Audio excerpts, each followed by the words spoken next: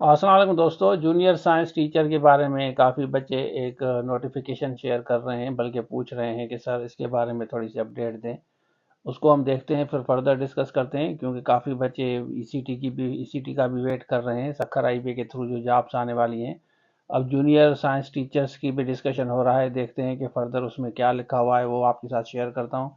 और उसके अलावा सोशल वेलफेयर ऑफिसर की अगर आप तैयारी कर रहे हैं, एडी सोशल की बात कर रहा हूँ, या असिस्टेंट की तैयारी कर रहे हैं, ईसीटी की कर रहे हैं, या जनरल कैटेगरी के इंटरव्यू की तैयारी कर रहे हैं, जो कैंडिडेट पास हुए हैं, बिल्कुल आप क्लोज हैं। अगर आपके 33 पे भी पास है तो आप इंटरव्यू की तैयारी करें। इंशाल्लाह अगर आप अच्छा परफॉर्म करेंगे तो आप कॉम्पीट कर सकते हैं।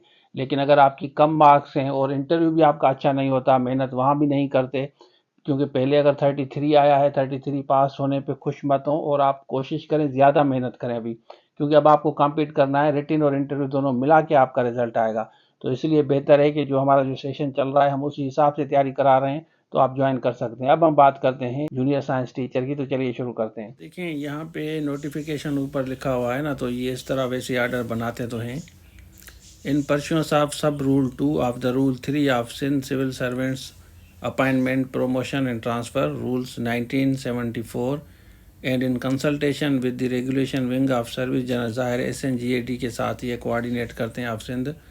The method qualification experience and other conditions for appointment to the post of junior science teacher, ये BPS 14 इसको दिया है। In school education literacy department government of Sindh mention in column 2 of the table below shall be laid down as per the column 3, 4 and 5 thereof। अब इसमें ये column 1, 2, 3, 4, 5 की ये discuss कर रहे हैं कि रूल क्या बनाए हैं। नेम ऑफ द पोस्ट ये रख रहे हैं junior science teacher. Method of appointment by initial appointment means overall जो है ना, ये सारी की सारी सीटें 100% इनिशियल अपॉइंटमेंट होगी, फ्रेश होंगी। मतलब जैसे असिस्टेंट में 50-50 कर रहे हैं ना, 50 प्रमोशन और फिर 50 आप लोगों को दे रहे हैं, इसमें ऐसा नहीं होगा। साइंस ग्रेजुएट होना चाहिए, हैविंग एटलीस्ट 50% मार्क्स होनी चाहिए, मतलब जैसे BSc वाले हैं। Equivalent from institution university recognised by higher education commission HEC।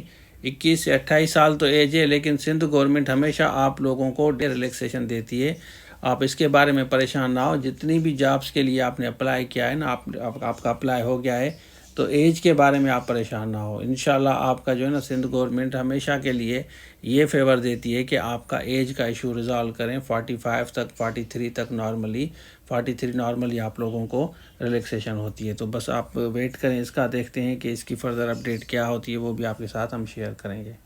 अच्छा, आपने देख लिया, तो ये वाली थोड़ी सी डिटेल थी। अब ये सर्कुलेट कर रहा है, मैंने बेहतर समझा आपके साथ शेयर करूं। फर्दर जैसे डिटेल आएगी, फर्दर अपडेट आएगी, क्योंकि अभी इनकी मीटिंग वगैरह के बारे में भी था, अभी उसकी भी अपडेट नहीं आई, शायद वो कह रहे हैं पोस्टपोन हो गया है।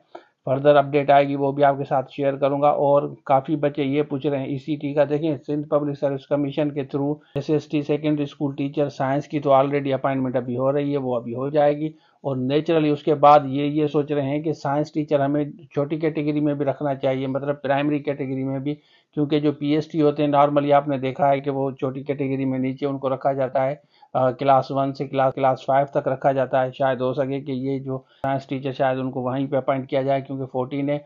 और 14 स्केल जो है ना, वो सखर आईबी के थ्रू होता है। 14 से ज़्यादा मतलब 16 जो होता है, वो सिंध पब्लिक सर्विस कमीशन के थ्रू होता है। तो ये जो ECT की जॉब्स या ये जो जॉब्स आएंगी, तो ये जॉब्स आपका आएंगी सखर आईबी के थ्रू। और इंशाल्लाह हम, आपको पता है कि हर जॉब की तैयारी कराते हैं, इंशाल्लाह इसकी भी कराएंगे। जैसे अपडेट फर्दर आ जाए तो आपके साथ में शेयर करूंगा। तो ये अच्छी खबर थी, मैंने बेहतर समझा आपके साथ पहले ही शेयर कर दूं। तो ये आज के लिए थैंक यू सो मच। अल्लाह हाफिज़।